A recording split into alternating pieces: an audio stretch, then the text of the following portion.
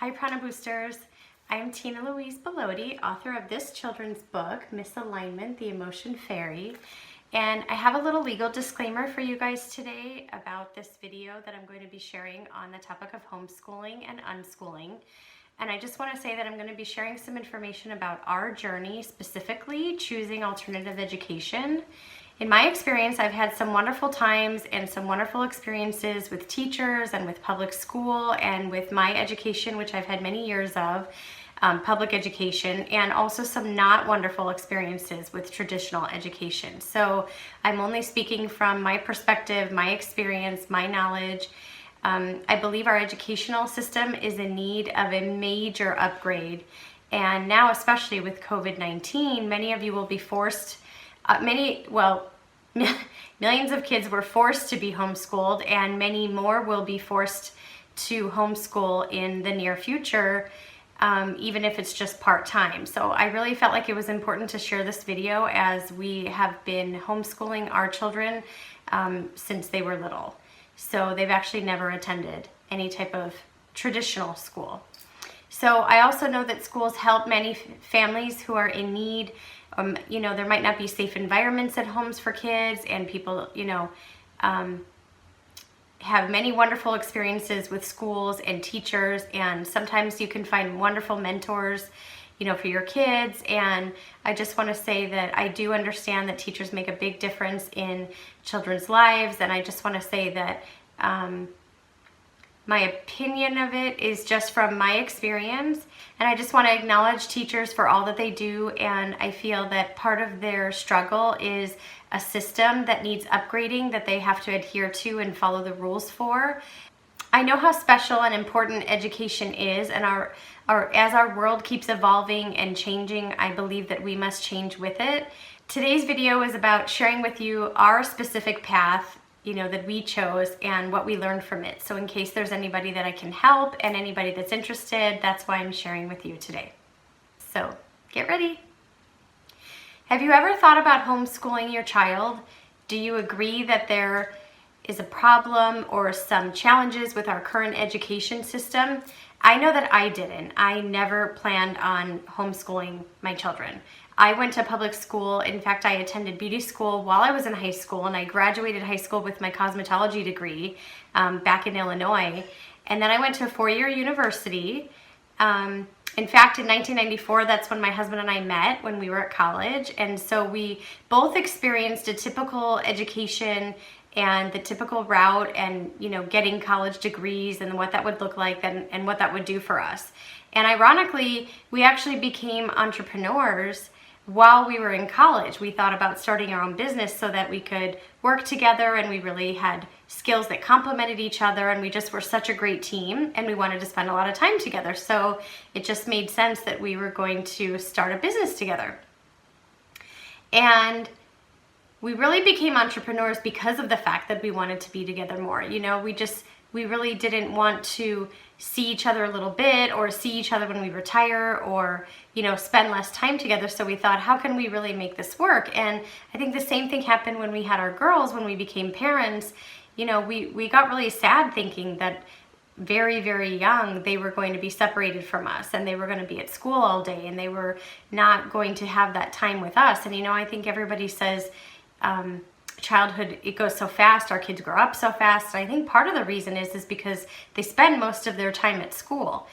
From the ages of 5 or 6 till they're 18, they have to be in school. And then some kids even go to preschool before that. So honestly, nowadays we get to spend, really little time with our children as they grow up, if you actually follow the route of the regular school system. So that was just, one of the things that inspired us to want to do it. And we were also wondering, what would they learn there? We went through this system, and so we thought about how many things that we came out of it needing to still learn, especially now with how fast technology moves and things like that. We really just became self-directed learners, and my husband and I learned everything that we even do now. We learned on our own. We didn't learn that in school. So and on my side, where I am interested in emotions and connection and mindfulness and everything like that, I used to think about who would care about their feelings and who would have time for their emotions and their sensitivities, and to honor, our children's uniqueness. Like, because teachers have a lot of responsibility and they have a lot of kids that they have to take care of. So that was actually one of our big concerns when we were thinking about sending our kids to school. So, my husband and I never really discussed it. We never talked about it before we had kids. We never talked about, we were just planning on sending our kids to school just like everybody else. We were going to follow the crowd and do what everybody does. And this is what you do, So, my mom was a teacher with a master's in reading, and she taught ESL, and she helped so many students, and she had such a big heart, and she changed those kids' lives because she did things with her students that they, other teachers maybe didn't do, or people didn't do, because she didn't feel good about the system that she was brought up through, educationally. And so she went out of her way, and my aunt was a teacher, so I really had the programmed dream in my head of what that would look like my kid on the first day of school with their backpack and their new outfits, and filled with school supplies. I love school supplies. I love the smell of a box of new crayons, and trust me, so it was never my intention to homeschool before I became a mom. I had no plans to do that. And yet we have always homeschooled our girls. So our girls are now 14 and 16, and they've never attended traditional school.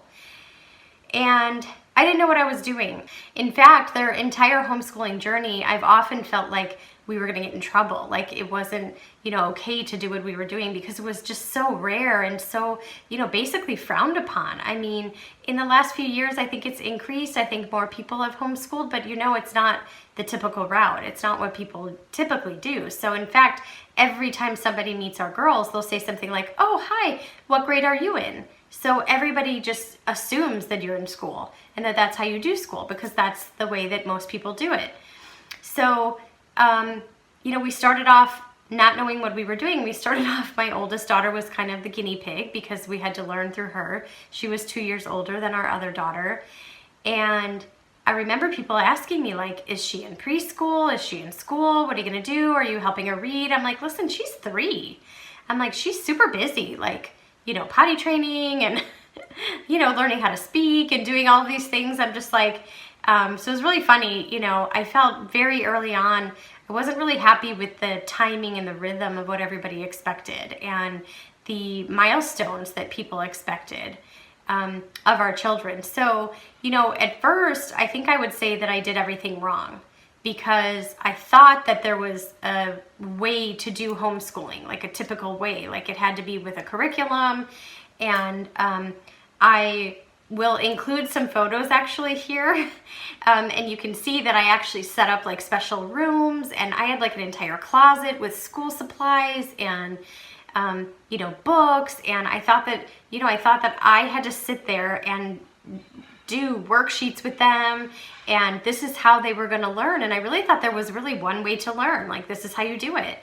And that's all I knew, because that's how I grew up, that's how I learned, and that's how I went to school. So I tried to actually do school at home. The one thing we didn't do was we didn't get an outside curriculum. I saw some online, and I followed some classes, and I looked it up, and whenever we went to the bookstore or the educational supply store, I would see, what was for each grade level and what was kind of expected at every age. And I just would notice that it didn't really match my child. She wasn't into it, she wasn't doing it.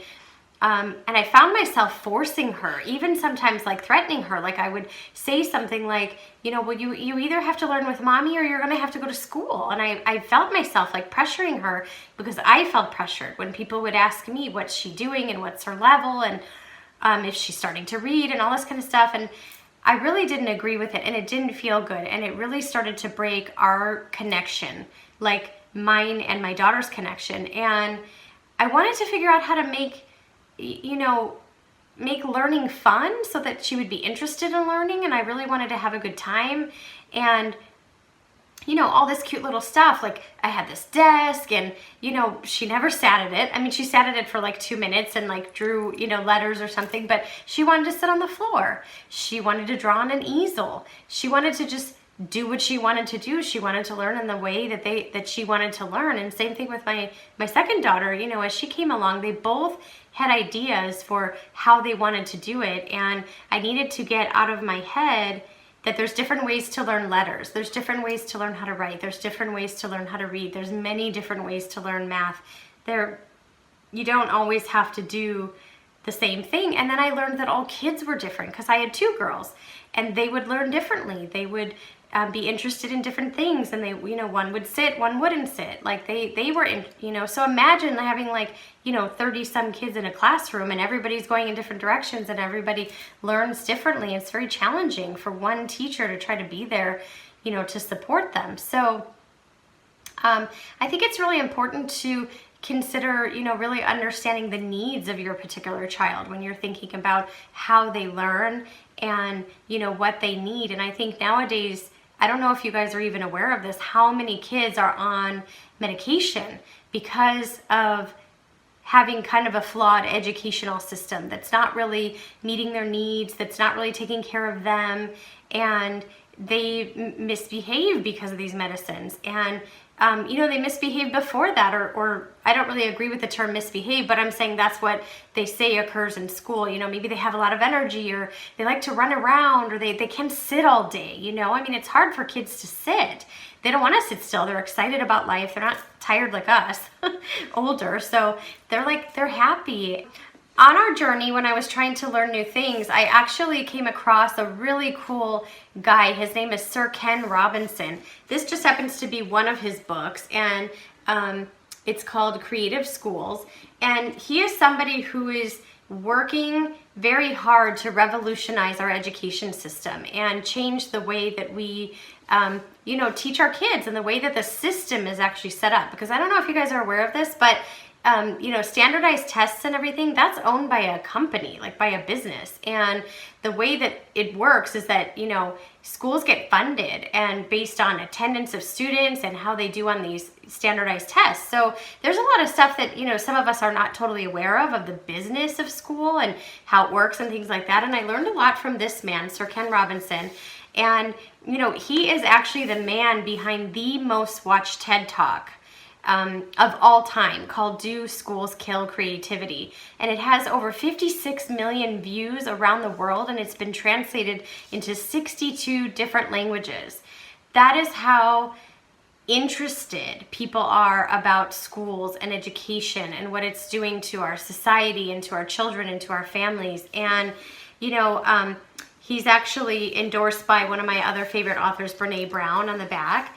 And, you know, she talks about him helping to change the way we understand schools and learning, and most important, the passion and talent of our students.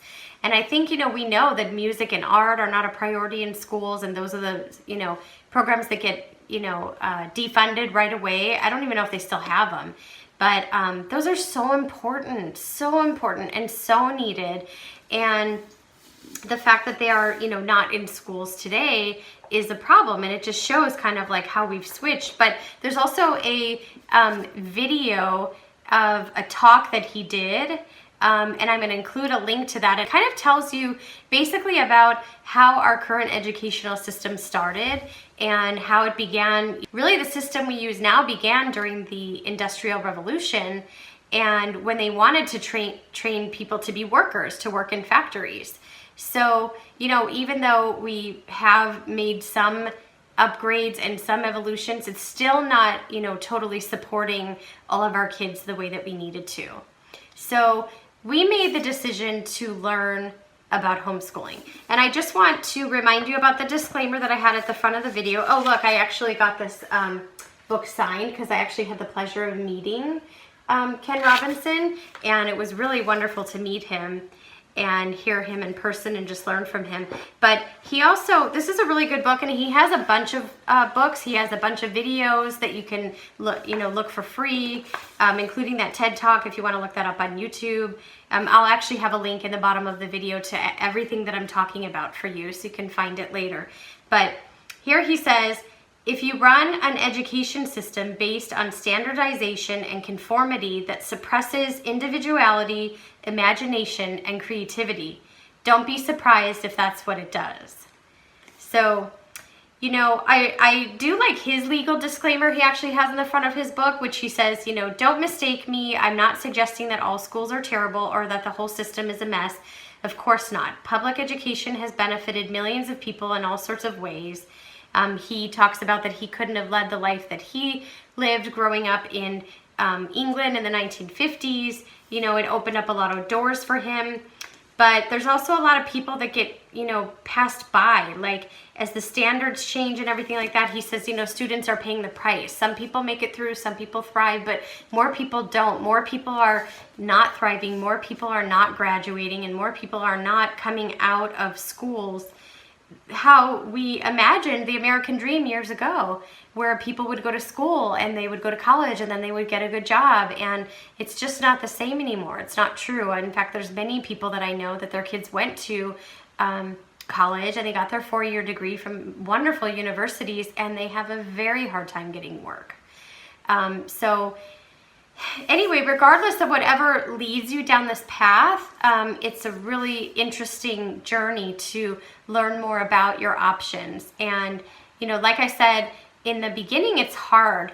And we were very official. So not official by hours. Like, we didn't like make them get up at 8 o'clock in the morning and go sit at the kitchen table, things like that. We weren't official like by hours, but we were official where we were doing, as I said before, like the worksheets and kind of forcing our child to learn.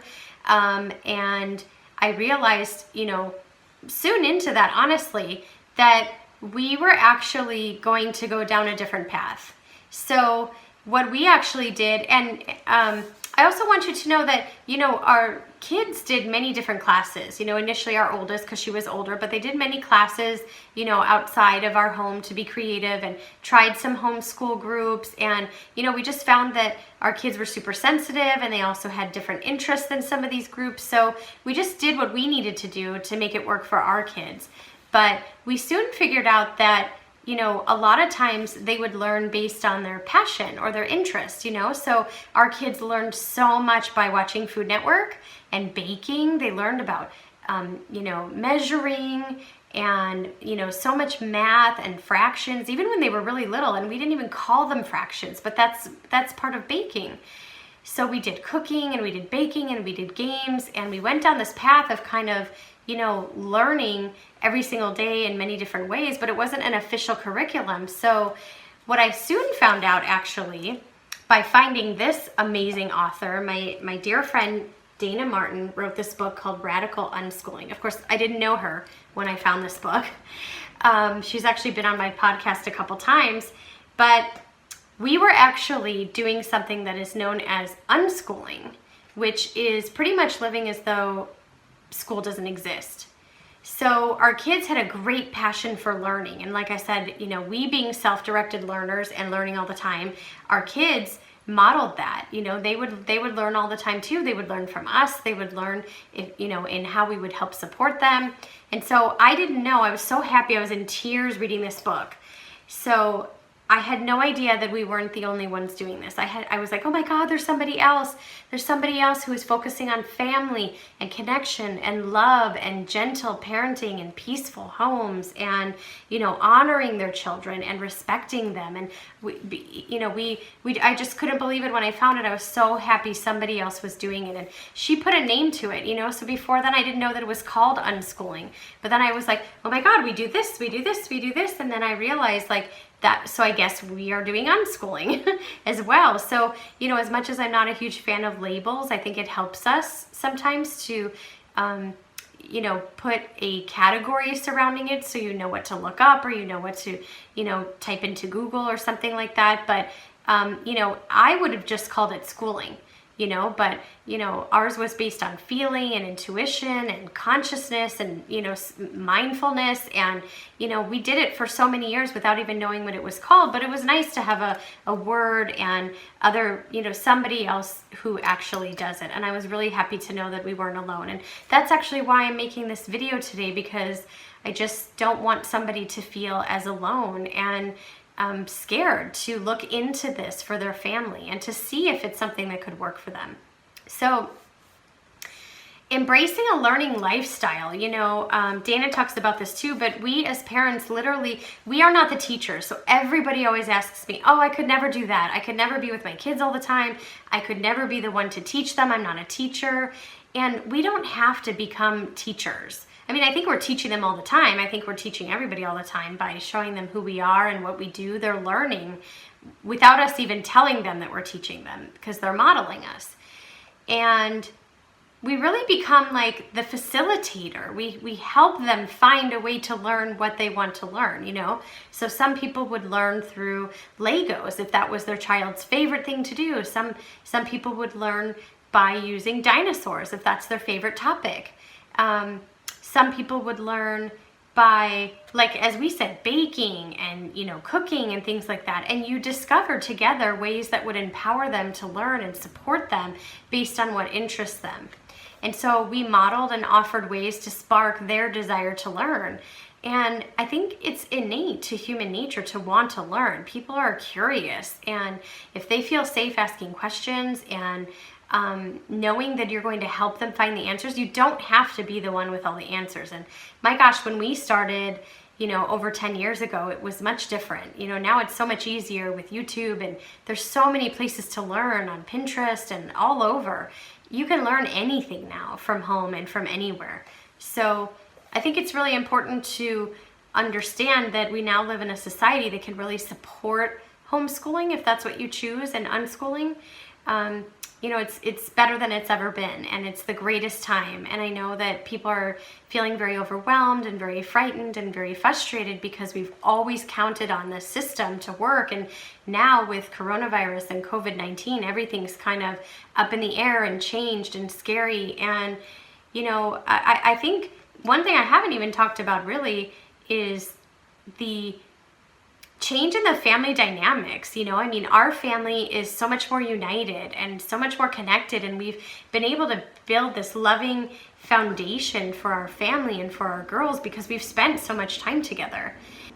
We were allowed to help our girls develop at their own pace. We were allowed to do potty training when we wanted to, on our schedule, on their schedule, on what they needed for their specific bodies.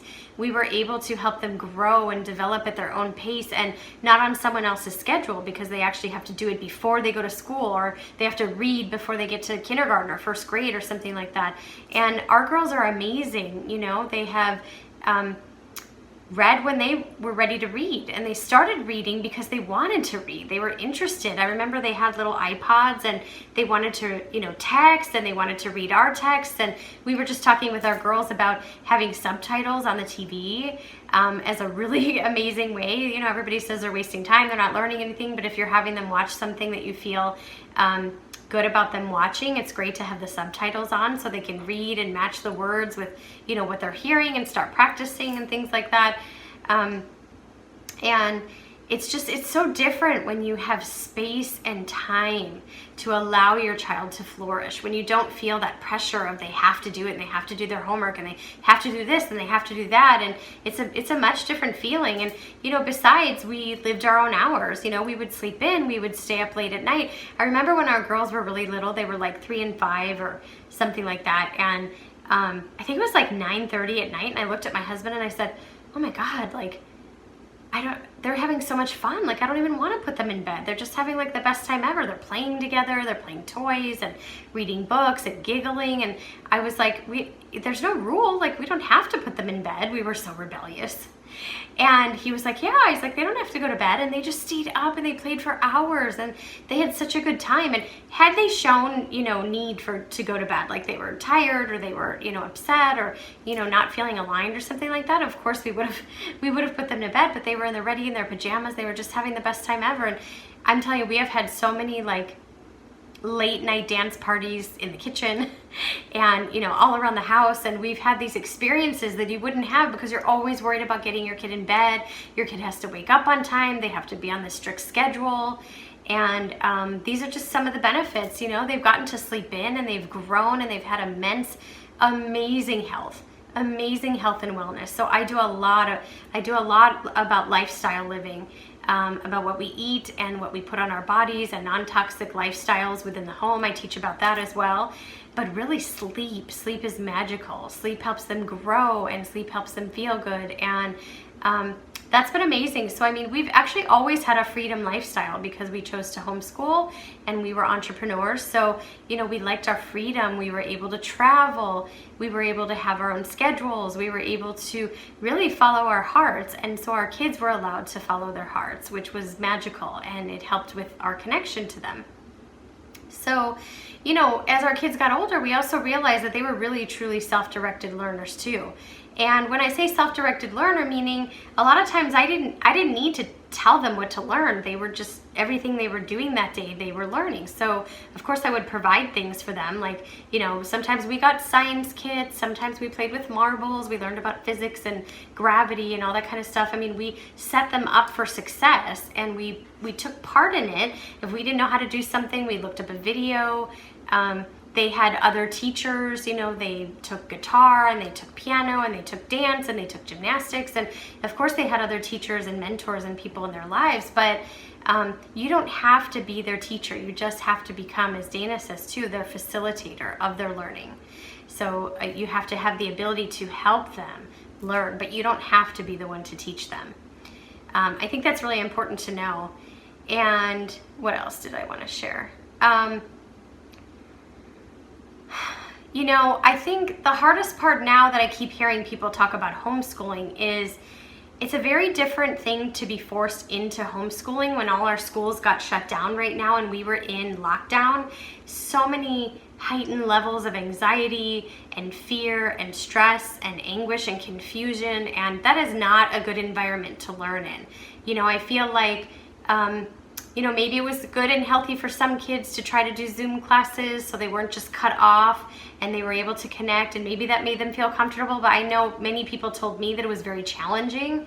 It was very hard. I mean, I think that nothing would have happened to our kids if they took some time off and we were able to nurture them and take care of their emotions and do other things like bake and cook and be together and kind of soothe everyone's feelings. And I think it was a very challenging experience to be required still to do school under those circumstances. So of course we didn't know what we were doing. Nobody knew what they were doing. So there was no right way or no wrong way, but I do know that it felt wrong. It felt yucky to a lot of people because it was very hard for them to do. It was very stressful, and they ended up fighting a lot. You know, they fought a lot with their kids to do it, to get up, to get it done, to get on the call, when maybe they didn't want to do that. You know, that was a really hard transition. So I just want to tell you, like, also that's a very challenging time to learn how to do something new and learn how to homeschool. It doesn't really have to look like that. So, you know, now I think people are going to be faced with not knowing what's going to happen in the fall,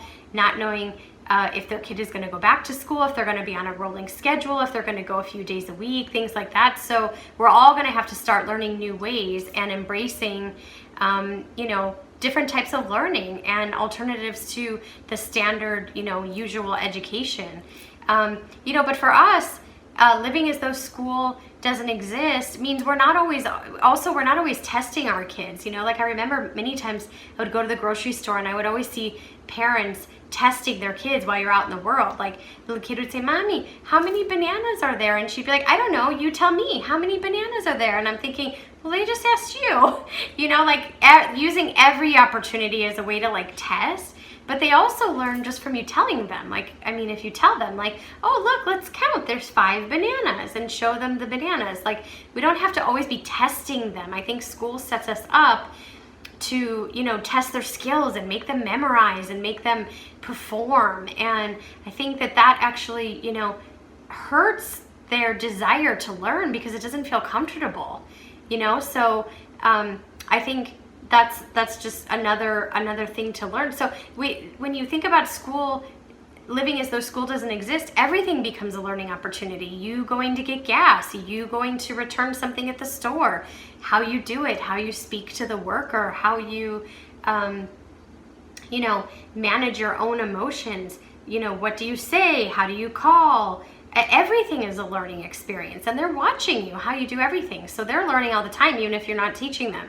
But, you know, regular life things like grocery shopping and, you know, learning about computers. You know, our kids see us working on computers and being on our devices and on our technology. I actually have a podcast on that about, you know, technology and the benefits of it, and how I think you can infuse mindfulness into it and using it rather than being afraid of screens, and kind of embrace the technology, having boundaries, and, you know, rather than limitation, understanding how to incorporate it into our lives and not make it sort of like a villain in our lives. I think that's very important. But we just watched the most amazing thing. You know, I don't know if you guys have Disney Plus, but Disney Plus has some amazing educational opportunities on there. There's so many like behind the scenes.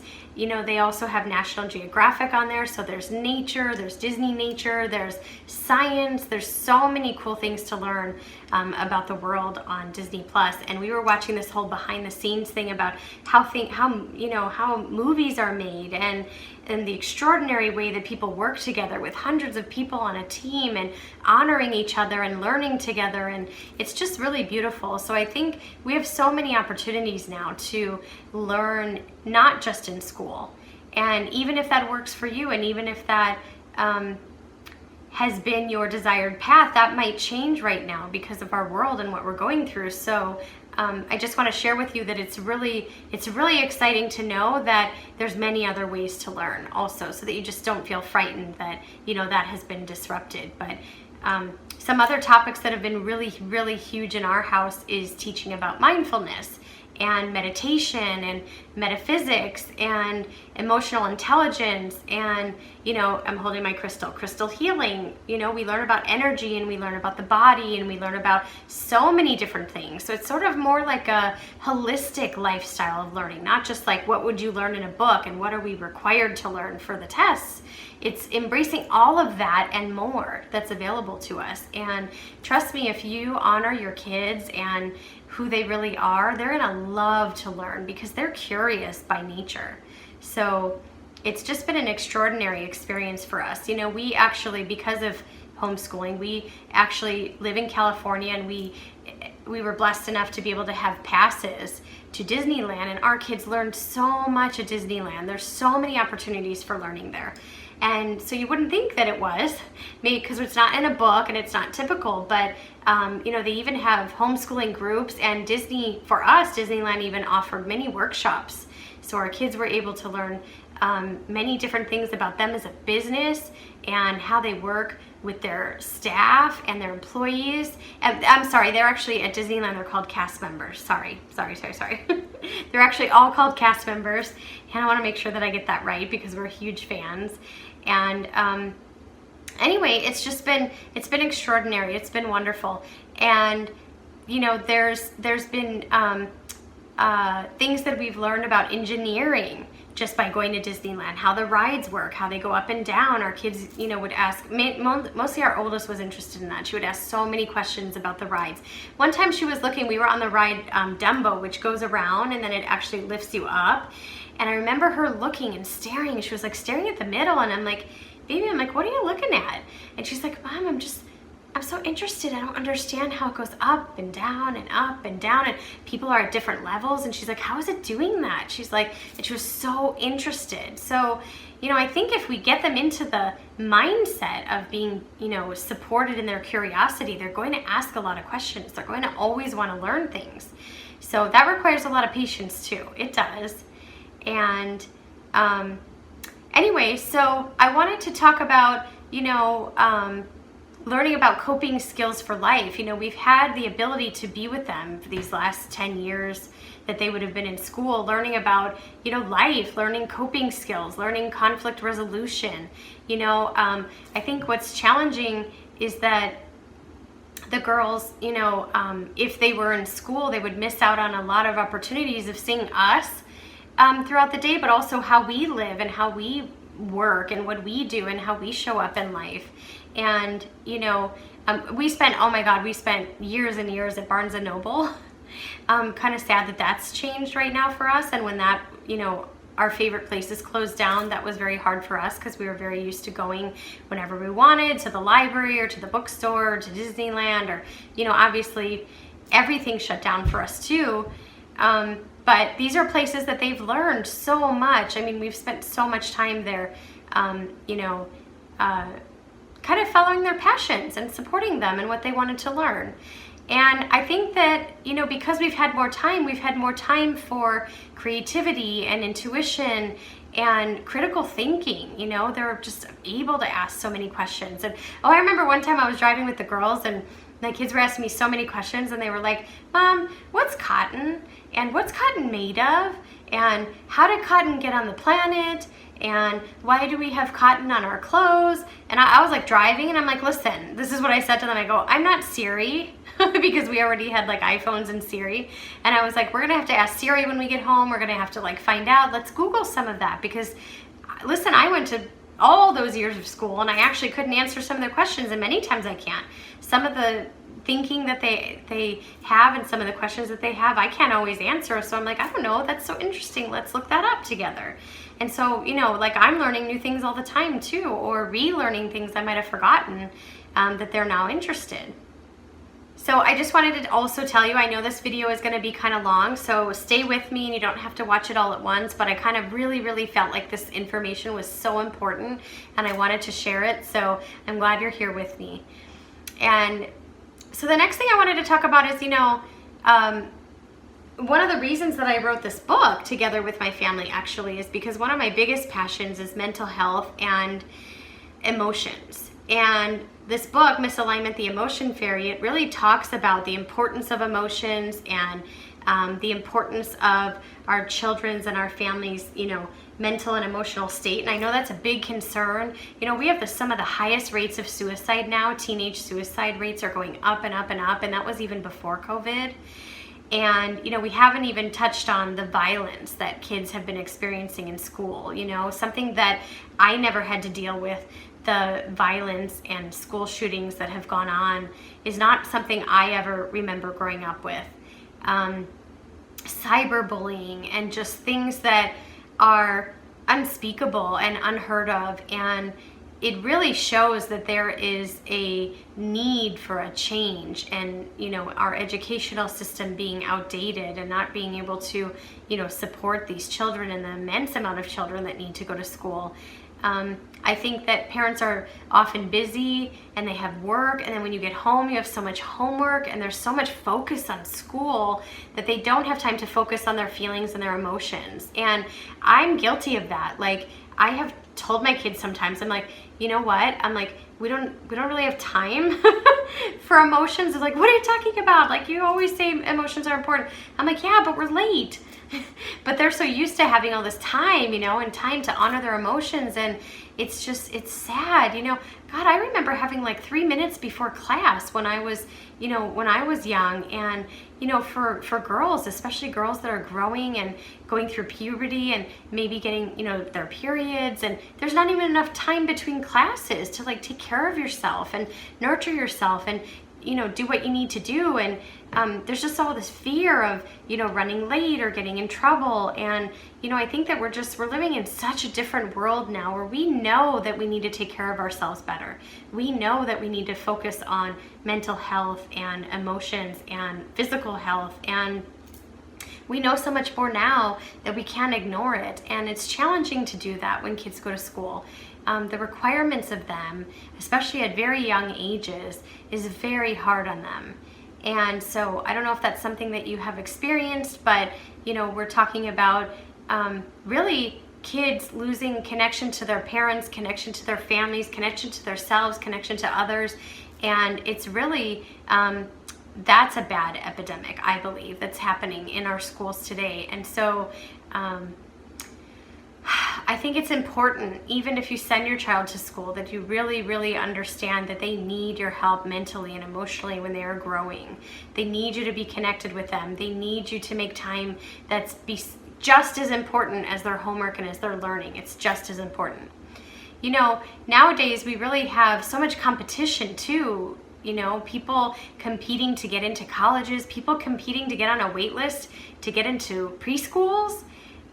you know, there's so much competition. And I think that harms our kids too. And, you know, think about the separation of siblings. You know, they don't see their siblings all day long. Or, you know, especially if they're different ages, they don't hang out later, even after school. And I think there's a real disconnect there, you know, so I think that's something to look at. Especially if your child does go to school, it's something to pay a little bit more attention to. And, you know, nowadays there's so many ways to learn online. Like, I can't even believe the amount of free resources that are available online. Like schools like MIT and Harvard and huge well-known Ivy League schools are having classes for free that you can take, you know, which I know cost is a huge barrier to entry for kids to even go to college, and they get into so much student debt. But nowadays you can learn so much online, so it's not looking that appealing, you know, and it's not looking that appealing that you can spend all that money, get into debt, have all that schooling, graduate, and still struggle with building a life for yourself or getting a job, actually. So I think that's something to look at as well. So I want to also tell you that I think there's going to be even more opportunities for kids to go to school part-time, and the creation of new educational systems and new models and new schools where maybe you have a hybrid. Maybe you're not home all the time, but maybe you go to school part-time, maybe you go a couple days a week, maybe you go for the social part of school so that you could take, like, you know, different classes together, but you also do learning at home and you do learning online. I think that it's gonna start changing now. It's gonna start shifting, and we're gonna have to get creative.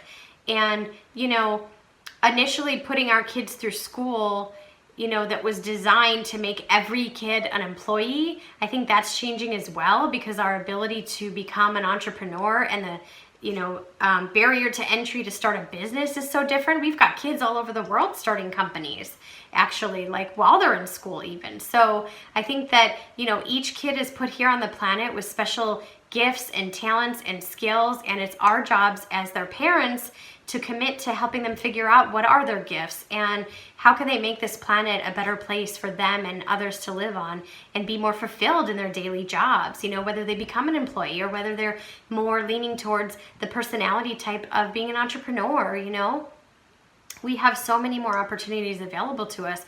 So I think it's time that we learn, you know, more about that. And, you know, we're putting our kids in an environment where there's so much bullying that I don't think they have time to figure out who they are, what they want to learn. They can't be themselves. And they can't be who they are authentically, and their brains are growing. And I don't know if you know this, but kids' brains are growing to like the age of 25. So we joke about this in our house, but, you know, kids are like regulating each other and socializing and, you know, around violence and meanness and, you know, lacking compassion. And, you know, they don't have their full frontal lobe or their prefrontal cortex grown. So it's not necessarily great that they are, you know, guiding each other. You know, they still need us. They need us to be involved, and they need, you know, adults and mentors in their lives who can help them while they grow. And so I think that's really important to learn. And I think it's hard to honor, you know, particular needs and sensitivities when you're in an environment that everybody has to do the same thing and learn the same way. I just want to share that I couldn't even for sure tell you how our girls learn to read, but they are such magnificent readers. And not only magnificent readers, they have better comprehension skills than I have, than my husband has. They remember things, they remember facts and details because they actually read things that they're so passionate about. Like, they can read a book that's like 300 pages in like 24 hours without any schooling at all, without any worksheets, without sitting at a desk and actually learning how to read. They learned how to read. And it's quite impressive, and it's just different when they find something they're passionate about. And I'm not saying that all kids are going to be the same, and I'm not saying that all parents are capable of doing it, but I just want you to know from our perspective what we have been through, what has worked for us, and just so that you can know what's possible, so we can be a model of possibility for you to even look into it and see what you might be interested for your family. So, you know, the transformational leader, motivational coach, one of the most successful people on the planet, Tony Robbins, says success leaves clues.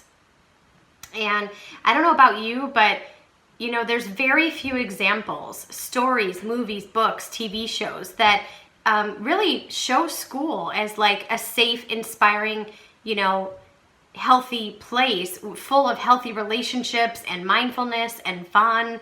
I mean, you don't see that very often. You usually see like trauma and drama and competition and bullying, and they don't even portray it as that.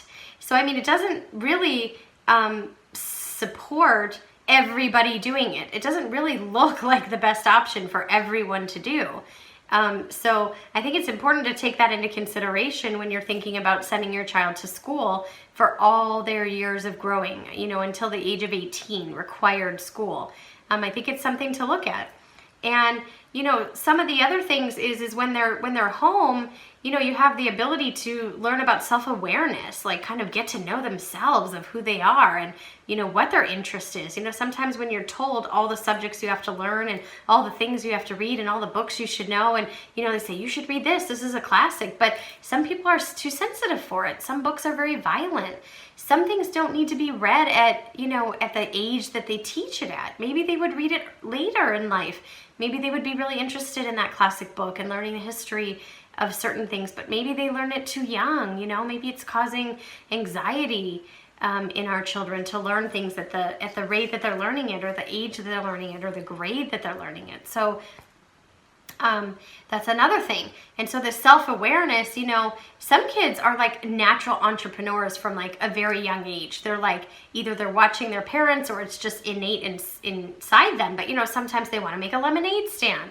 They want to create art and sell it to their friends. You know, maybe they want to bake cupcakes and sell it. You know, that's actually the sign of an entrepreneur. You know, they can show signs of leadership, and there's so much for them to learn. And, you know, obviously we know some of the most successful people in our world dropped out of college because it didn't support them or their growth or their desires or their dreams.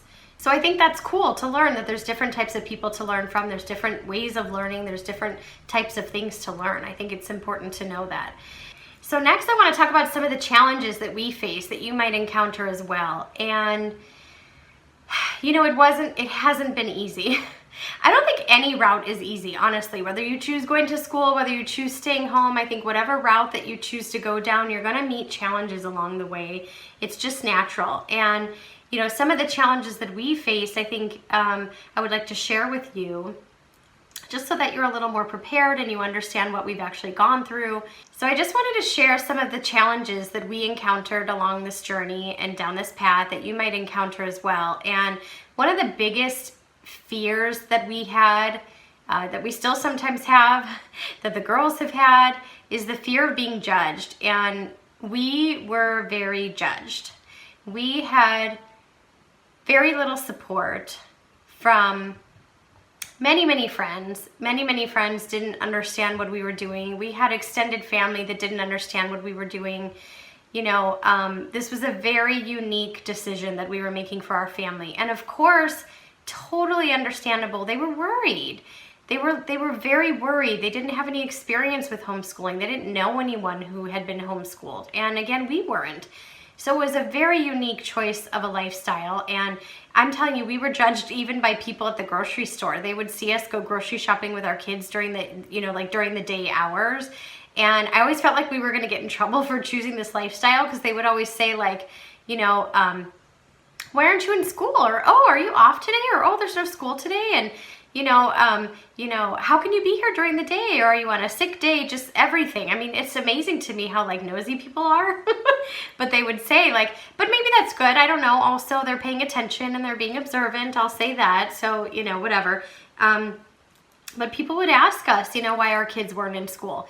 And I remember when our oldest daughter was like 3 years old, and everyone would ask, you know, what school do you go to? Or are you going to go to preschool? Or, you know, and I mean, I couldn't believe that she was getting these questions at like 3. And just adults that we would encounter at the store, people would ask us. And she would say, oh, I do homeschool. Because she would hear us talk, and she knew what that was. And we were all like, ooh, shoo, honey, don't tell anybody. We were like, we weren't ready to confess to anyone. We were very confident in our decision to start homeschooling, but we were like, we're not going to talk about it with anyone. You know, we didn't have to yet because legally she didn't have to be in school. So it was really funny. And, you know, luckily we didn't have to register her for, you know, regular school like kindergarten till the age of 6 in the state of California. So that was really amazing for us. So we had time to plan, we had time to learn, we had time to like align with our decision and figure out what we were going to do. And, you know, we were not very loud about it or very open about it because we were just learning, and she told everyone. She was so proud. She had no worries. She didn't care what anyone thought. So she would tell everyone, and we're just like, yeah, we're homeschooling. So it was really funny. So another challenge is going to be the number one question that you will hear when you make the decision or contemplate making the decision to homeschool is, how will your child socialize? Every single time, that's the question. That's the main concern. That's the only thing people are worried about. And that's the question you will get most often. So Nayurka, who's an amazing transformational leader and one of my mentors, helps us to understand that the quality of your question will determine the quality and success of your answer. So I believe we need to start asking better questions, and we need to start opening our hearts and learn and observe rather than judge, and come from a place, you know, of love rather than fear, and stay open to see if this would resonate with your family. And, you know, it's not the main concern. Yes, it's a concern. And yes, they do make friends at school and they do learn some things socially, but they don't get a lot of time to socialize in school. You know, especially as you get older, there's not a lot of time. Usually it's after school, and yes, you can make friends at the school, but you're also making friends that are, you know, specifically their age, specifically in their grade. Many grade levels don't talk to each other, you know, due to age segregation in schools. You know, so it's not the best opportunity to socialize, and there's many other opportunities you can give your child. So, you know, it shouldn't, in the age of technology and socializing, like, it shouldn't be, you know, the main issue. And understand that there's many, you know, apps and classes and activities and opportunities for your kids to socialize and make friends with like-minded people. And you need to get a little more creative about school. You need to get a little more creative about socializing. It's going to take a little more effort than just sending them to school, you know, but I don't think socializing at school has, you know, always the best benefits. It just, you know, depends. People have a lot of drama and a lot of problems with their friends at school. So it's not the only way to make friends. So I don't think it should be the only concern when deciding whether or not you want to homeschool. The next challenge that you might encounter, it's not the one that we encountered, but it's another challenge, which is, what if your spouse doesn't agree? What if your spouse doesn't want to homeschool? And I think it's going to be like every other decision in life that you have to come to terms with. You have to find a way to talk to each other and communicate and, you know, weigh your options. And if your spouse doesn't know as much as you do, perhaps you can sit them down and talk to them and educate them and discuss your opportunities. I mean, now it's going to be different. Now it's going to be different than it ever was for any of us, because we don't know what's going to happen with schools. We don't know what's even going to happen tomorrow or this fall or what's going on because of coronavirus. So I think it's important discussions that have to occur. And, you know, some of it's not going to be a choice. And that might be a good thing on some level for some people, because maybe it'll just introduce them and to get their foot in the door. Maybe they can just try it out and see how they feel about it. You know, really, but you got to have those hard conversations about every topic.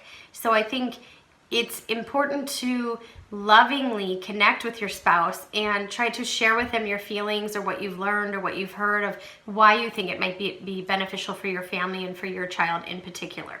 It's just really comes down to communication and willingness to hear both parties' feelings on it and why they feel that way, and allow them to feel safe to speak up and figure out what's best for you and your family. Another challenge is boredom. There is going to be some boredom. You know, one of the hardest things for the girls is that, yes, they would take classes, but some of their classes wouldn't start till after school got out, because that's when most of the kids could go. So some of the places they wanted to do activities and things like that wouldn't start till the afternoon, which gets easier as they get older because sometimes they want to sleep in. So that actually works out perfect. You wake up, have breakfast, go to your class, go to your activity.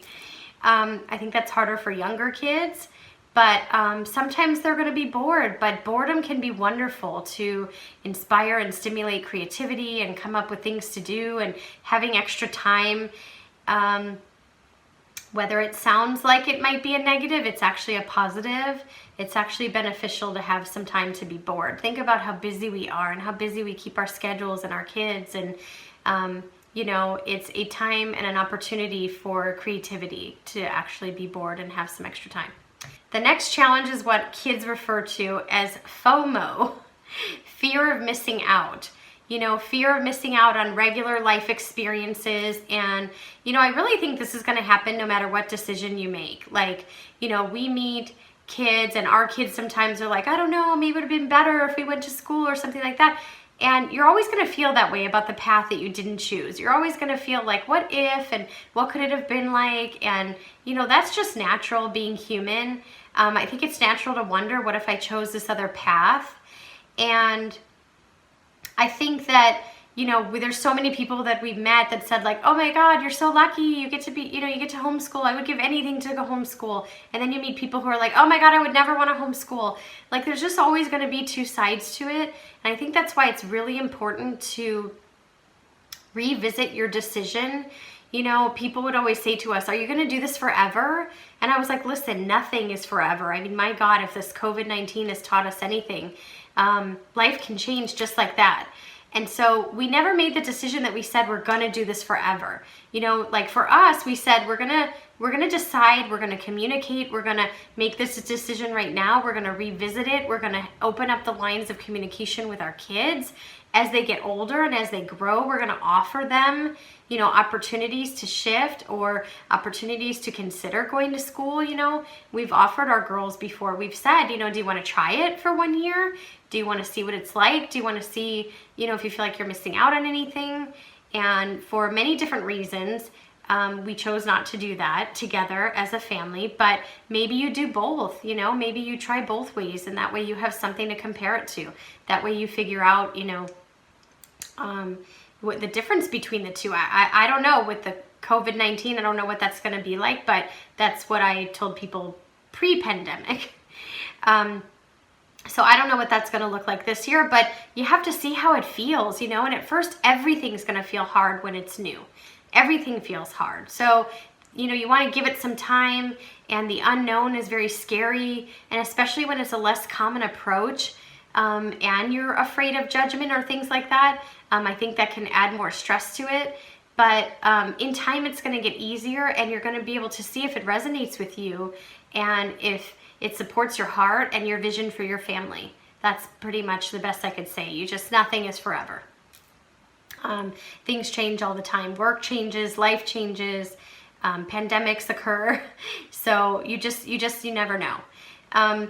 The next challenge that I think people can face, that we actually faced also being entrepreneurs, is the financial challenges of working from home, being entrepreneurs, making it work. Also, if you follow a regular curriculum, sometimes you can get money from the state that supports your child's activities, for them to do like classes or extra, you know, curricular activities like music lessons or art classes or things like that. Because we didn't do a curriculum, we didn't actually receive any of those funds yet. Anyway, that's still something that's possible if we change our minds. But you know, sometimes you might have to be creative, and now this environment is teaching us to be creative anyway. Some people are going to be forced to become entrepreneurs and start a business to support their families, you know, because jobs have been lost, and work looks different now for families and for, you know, millions and millions of people. Some people will be able to follow their passion and start a baking business or start an Etsy store, you know, start doing web design and computer programming. So it just, you know, it's just really about thinking outside the box and trying to figure out how could you make this work for your family. You know, I think people are now going to have to take turns with work schedules too. And, you know, some people are going to work from home and some people are going to have different hours. You know, sometimes you could gather with a friend and create some kind of like co-op where, you know, you watch the kids certain days and they watch the kids certain days, and maybe they are amazing and trained at skills and different gifts than you have, and you can teach their kids and they can teach your kids. And, you know, I think we're just going to have to get really creative about education too, which takes effort, but it starts with the desire to actually do that and, you know, live differently. And, you know, I just want to mention that, you know, because our girls have never been to traditional school, as I mentioned, and pretty much the whole world is their school, and we do probably relate to the term unschoolers rather than any other term. You know, they just amaze me every day with their knowledge. And I think now that our family and friends see our girls growing and expanding and evolving and speaking and having conversations with them, they really can appreciate the fact that they are learning and they are growing, and they're not like literally at home doing nothing. So, you know, they're just, again, they're so curious and they ask tons of questions and they're so inquisitive. And, you know, as unschoolers, they also have grown up, you know, mastering empathy and compassion and kindness and conflict resolution. Because of me and what I teach, they've learned about mindful language and communication, mindfulness, how to be an entrepreneur, podcasting, from my husband, 3D modeling. You know, we've done tons of cooking. Our kids literally can cook full meals and make dinner for us. Like, they make meals for us. Sometimes we're busy with work. Sometimes my girls get up and make pancakes for everyone. We're also vegan, and we're an entire 100% plant-based family. So we experiment with different recipes and things like that. We have more time for that and more time for learning. You know, they've learned about positive self-esteem and manifestation and confidence and, you know, emotional intelligence, engineering, science. They've learned about energy and, you know, metaphysics and quantum physics, and really love, unconditional love, you know. So it's not perfect. It's not, you know, sunshine and rainbows all the time. And every year we learn and grow and we evolve and we check in and we see what each other needs. And, those are just a few of the things that they've actually learned. So, of course, there are challenges. Of course, there's no answer that's one size fits all, because it's based on your unique child. You got to figure out what works for your family, for your child, for your life, you know, for your dreams. And you got to remember that your child has intelligence beyond this world, you know. Their spirit knows what's best for them. Like, their higher self knows what's best for them.